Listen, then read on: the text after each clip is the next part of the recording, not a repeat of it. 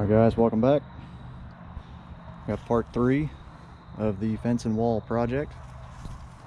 As you can see, we've got our 4-foot connected, just kind of half-assed with extra stuff we had laying around, to the 5-foot. That's really just for the dogs. Don't fit through that crack, not that they really could, but got that end capped off. I left this, I did this design. I'll show you what a traditional end is supposed to look like. Any corner post or end is supposed to look, you know, somewhat like this, or if you have a 2 3/8, something like that. But I did this so I can take this cap off and it's a straight shot all the way down to the other end, because I want to put a lamp post on the very end of this, and this is where I'm going to run an electrical cord through. That's why it looks the way it does. So as you can see, we got our tension wire all on there and secured, and that goes all the way down the length of the fence. Got a 12-foot gate.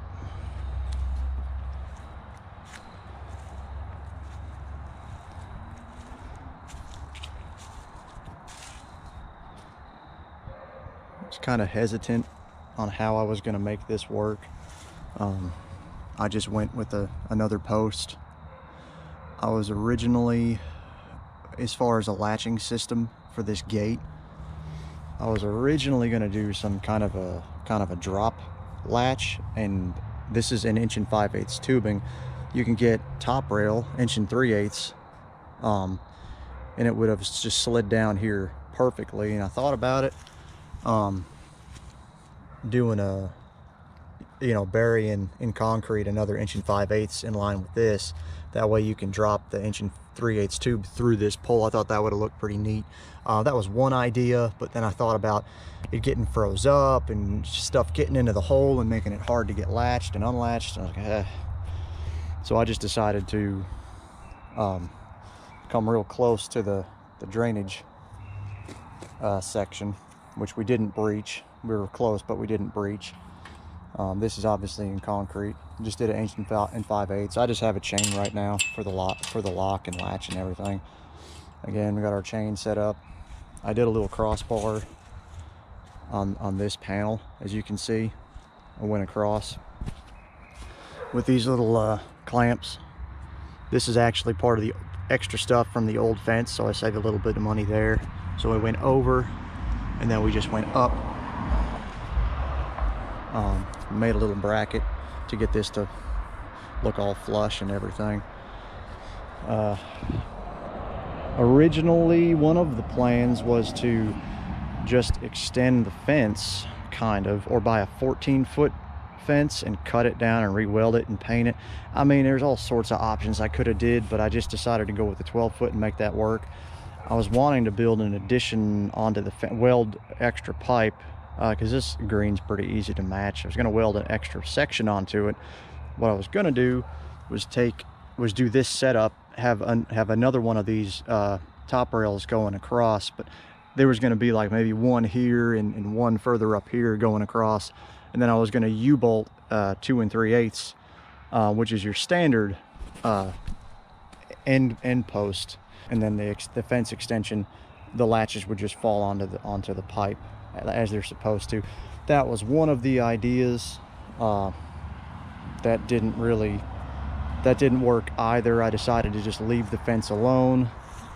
I just decided to do this. So it just kind of matches. I left that kind of high to somewhat match the other side. I cannot find 1 5/8 acorn. I don't think they exist, but so this is the most over-engineered gate wheel in the world. So as you can see, it started life as the axle being the center of the axle being over here. Well, obviously that doesn't make sense, because if you imagine how far out this thing would have to be with this wheel being over, with the center being over here, obviously this thing would have to be like out here. It was ridiculous. Kind of bought this without paying too much attention to it. It says it's rated for 200 pounds. It definitely isn't. I put it on my scale and pushed down on it, and it fully compressed at like 60 pounds, which is okay and actually perfect because this gate by itself only weighs like 66 pounds. So this is actually going to work out pretty good. I welded on a different, this is just metal I had laying around. It's all painted. You can kind of see I welded and painted extra different axle perches to bring the center of the axle closer to the center line. It's still offset a little bit so the wheel will turn, which it's not really happy about that either, which is why I have these springs on these other brackets I made. And it works pretty good actually after I screwed with it, and I still need to bump it out just a hair. This is an 8-inch tire and wheel. I'm pretty sure because of the space I have to work with, I'm just going to replace this with a 6-inch and then of course readjust it a little bit so I don't have to keep bumping this out. I can maybe even bring it a little bit farther back in, because the only problem you have with well, I'm skipping around. The main problem I had once I installed this without these springs is it would turn good one way, and then as it tried to turn around to go the other way, it would just like kind of lock in on its side, because this isn't that tight. It would like go sideways and then just start to drag, and I messed with it, and I really couldn't figure out a good way to make this work. But you can see it in action, I guess. It works. Now the problem I have on this side, which the 6-inch wheel will cure, obviously the gate sticks out about a foot. Not the biggest deal. Again, I'm aware of it, so really all I have to do in the future is just push it the other way.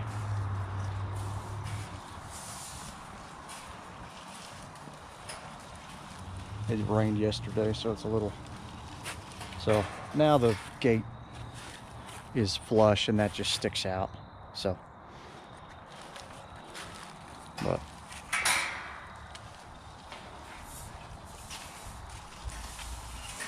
again, super over-engineered. I just have this rock here just because I don't want the dog to slip under there. Not that she really would, but she's already noticed the gap and is taking interest in it, so I just have this here for now.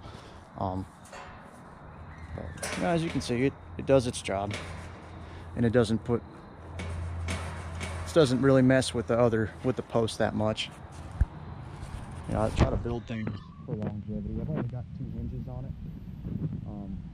I guess I could add a third and fourth if I wanted to. Obviously, I could maybe add another brace to this 1 5/8 off this 2 3/8. I mean, this is sturdy. It's in the ground, and like I used 2 bags of Quikrete on this one, and this is like an 8-foot pole that's down about 2.5 to 3 feet. Maybe only about 2 foot, but it's all braced and actually braced. These normally just float in here. I actually drilled through and made sure everything's hard mounted, and I even added this little top piece, just an extra little bit to keep, you know, to help on both sides of the gate. So this is probably the strongest part of the gate. Obviously I could have went to an actual supplier and got heavier duty, thicker 2 3/8, but I just went with what I could get at between Home Depot and Lowe's. So we'll get back to this here in a minute. So there's the gate, there's the wheel, there's the other side. That's, you know, that's what I wound up doing.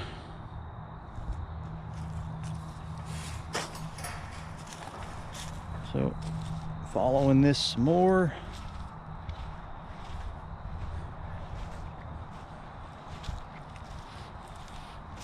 Oh, as you can see, I did finally run out of dirt. This is just, I'm gonna just have rock. I'm not messing with dirt anymore. I'm just gonna have rock poured, and I'll probably just pay someone to finish the driveway in rock, because I've got I don't know, it kind of slopes down then kind of slopes back up over here. It's kind of weird. I haven't Haven't really figured out 100%, but I'll figure it out. So these are my little anchor bolts. I just put something here for the future, because this is where I kind of want my lamp post. And as you can see on the other end, it's just capped off. I did that so I could run electricity to the post. Here's the other end of the tension wire. So does its job. Y'all saw this, the second drain. So you can see it's kind of a mess. It's fall. Ran out of dirt. I have not used the driveway yet. I'm looking forward to that. Right now the ground's kind of soft, so I mean the truck would probably be okay, but I don't want to risk it. I still have to finish this. I'm just gonna cut these ribs off and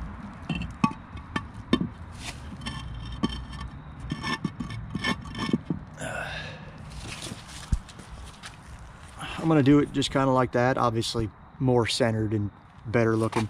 The point of this, I'll be cutting off these ribs and then mortar concreting all this in. I have extra block, solid block I'll just put in here to close the gaps. Not using, I'm not going to use all Quikrete. I guess I could, but I'm doing, this is the overflow if this drain ever clogs, which so far that 4-inch pipe, it's done pretty good. But as you can see, I don't want it to, you know, I want the overflow to be up here. I don't want the water to have to get up this high. I guess it doesn't matter that much, but I'd prefer it to be lower so it'll just flow out into the driveway if this ever does fill up with water.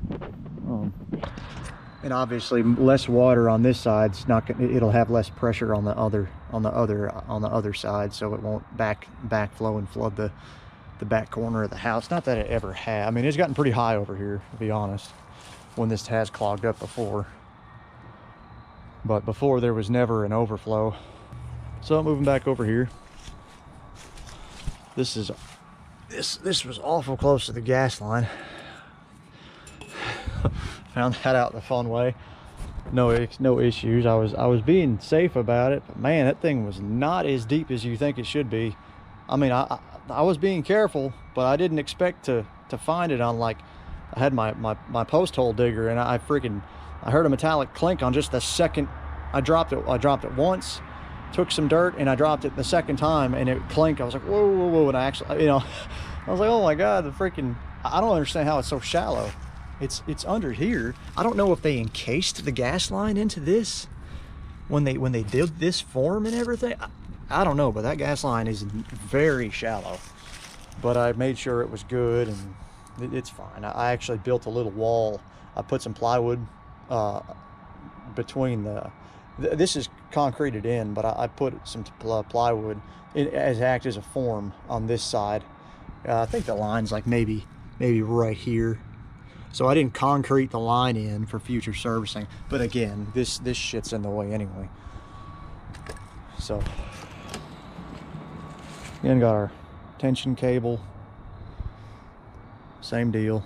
I'm gonna do maybe something over here, get more of these clamps, and just maybe get a piece of wood just to hide that. I don't know, right now it's not that big of a deal. Now we're on the other side of the center part of the fence. Obviously you can see everything's Quikrated in. I've got my tension cable set up. All the tension straps are where they need to be.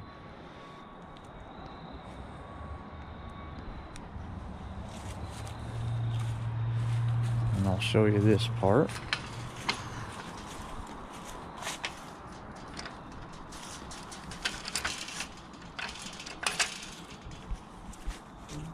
So this is our new 5-foot by 6-foot gate. And I built a handy little dual latch. As you can see, the bar on the top has to be on the outside, and the bar on the bottom has to be on the inside. So when you grab it, you pull up. If that was on the outside, obviously it would be hitting this rib. And same with the top part. If this was on the inside, it would be hitting. Oop. So yeah, I need to just fine little adjustments. It's a little bit loose right now, but obviously it would be hitting the inside. It wouldn't allow it to go straight up, but it works. I did that just because this thing, I mean, it is what it is. It's a tall gate. I just worry that, you know, if you have a latch here, the dog gets hyper enough, she could maybe push and bend this out a little bit. I mean, you can probably see on camera, it's pliable. I mean, it's not a solid welded fence. You know, it's definitely going to keep the dogs in, but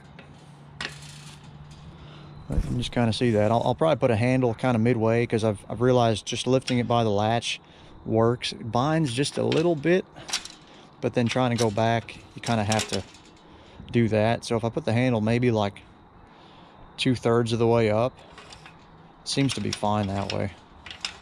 And again, it's just going to take some fine tuning. So well, that's about it for the project, guys. So you can see I got the old fence and old gate gone.